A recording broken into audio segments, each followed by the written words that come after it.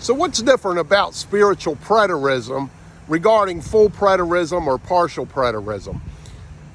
Spiritual preterism is the belief that revelation has been fulfilled in the past, hence preterism, but it is also the belief that this is spiritual in its understanding and that it's all about the spiritual fulfillment that was done by Jesus Christ.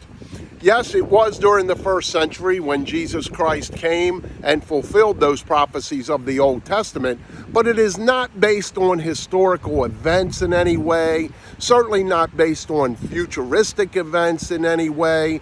It's all based on the understanding that these things happened and that it is indeed the revealing or the revelation of Jesus Christ, as Revelation 1:1 states. It's the revealing of the many accomplishments, the many things that happened as a result of him coming to earth. And these were fulfilled as prophesied in the Old Testament.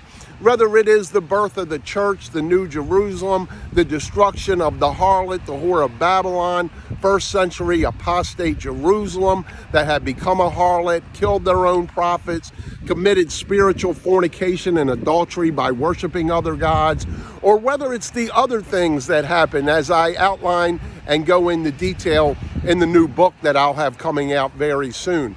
All of these things were spiritual in nature, and they all were prophesied to happen, and they all were fulfilled in Jesus Christ. Jesus was God's master plan at getting us back to the spiritual Garden of Eden, the New Jerusalem, as a bride adorned for her husband coming down from heaven. We know that the church is the bride. We know that the church is built on the 12 foundations of the apostles, Jesus Christ being the chief cornerstone. We know in Isaiah that it was prophesied that the church would have gates of praise and walls of salvation. And you see all this unfold in the New Jerusalem. We know from Ezekiel 16 and many, many other passages throughout the Old Testament and even the New Testament that Jerusalem had become a harlot.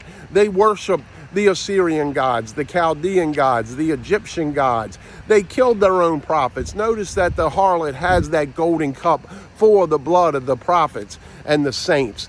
Notice that she had become that harlot through worshiping other gods, and that she was adorned in Ezekiel 16 with the purple, with the scarlet, with the gold, the silver, the many other items that you see that the harlot is adorned with. Jerusalem was adorned with those things exactly. And if you trace that back, the fine linen and so forth, you go back to the tabernacle and the items that were used in the tabernacle with Moses. But understand that this indeed is the revelation of Jesus Christ. It is the revealing of him. It is not something based on historical events, as many preterists do believe. That's why it is called spiritual preterism, because it is about the spiritual understanding of revelation. It is about the spiritual accomplishments and the fulfillment that happened through Jesus Christ.